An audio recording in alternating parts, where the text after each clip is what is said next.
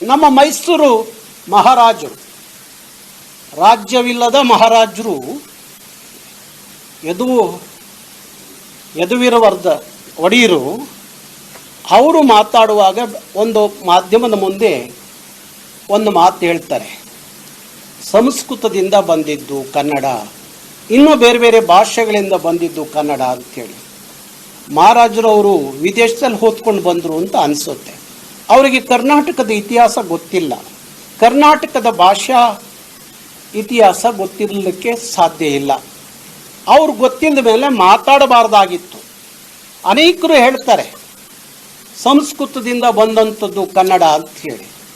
ಸಂಸ್ಕೃತದಿಂದ ಬಂದಿದ್ದು ಕನ್ನಡ ಅಲ್ಲ, ತಮಿಳಿನಿಂದ ಬಂದಿದ್ದು ಕನ್ನಡ ಅಲ್ಲ ಅನ್ನೋದನ್ನ ನಮ್ಮ ಭಾಷಾ ತಜ್ಞರು, ನಮ್ಮ ಶಾಸನಗಳು ಸಾರಿ ಹೇಳ್ತವೆ.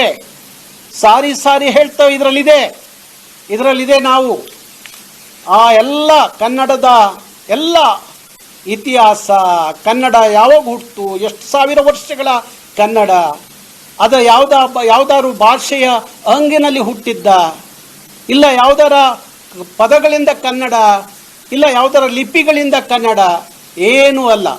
ಕನ್ನಡಕ್ಕೆ ತನ್ನದೇ ಆದಂಥ ಎಲ್ಲ ಸ್ವಂತಿಕೆಯಿಂದ ಕನ್ನಡ ಇವತ್ತು ಬೆಳೆದು ನಿಂತಾಗ ಕೆಲವು ಪದಗಳು ಕನ್ನಡದ ಒಳಗೆ ನುಗ್ಗಿರಬಹುದು ಅಷ್ಟೇ. ಕೆಲವು ಪದಗಳು ಸಂಸ್ಕೃತದಿಂದ, ಕೆಲವು ಪದಗಳು ಇನ್ಯಾವುದೋ ಭಾಷೆಗಳಿಂದ ಆಯ್ಕೆ ಆಗಿ ತಗೊಂಡಿರಬಹುದು. ಇಲ್ಲ ಯಾರೋ ನಮ್ಮ ಸಾಹಿತಿಗಳು ಅವರು ಬರೆಯುವಾಗ ಆ ಪದಗಳನ್ನು ಬಳಸಿರಬಹುದು.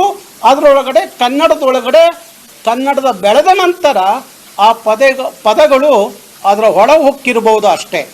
ಅದು ಬಿಟ್ಟರೆ ಸಂಸ್ಕೃತವೂ ಕನ್ನಡಕ್ಕೆ ತಾಯಿ ಅಲ್ಲ, ತಮಿಳು ಸಹ ಕನ್ನಡಕ್ಕೆ ತಾಯಿ ಅಲ್ಲ, ಇನ್ಯಾವ ಭಾಷೆಯೂ ಕನ್ನಡಕ್ಕೆ ತಾಯಿ ಅಲ್ಲ ಅನ್ನೋದನ್ನ ನಮ್ಮ ಮೈಸೂರಿನ ರಾಜರು ಅರ್ಥ ಮಾಡ್ಕೋಬೇಕು.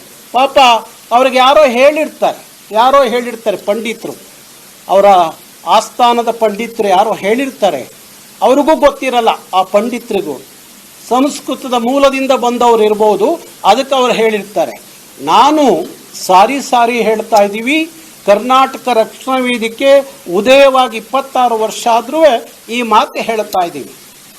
ಇದು ಯಾವ ಗರ್ಭದಲ್ಲಿ ಹುಟ್ಟಿದಂಥ ಭಾಷೆ ಕನ್ನಡ ಅಲ್ಲ ಅಂತ ಹೇಳಿ.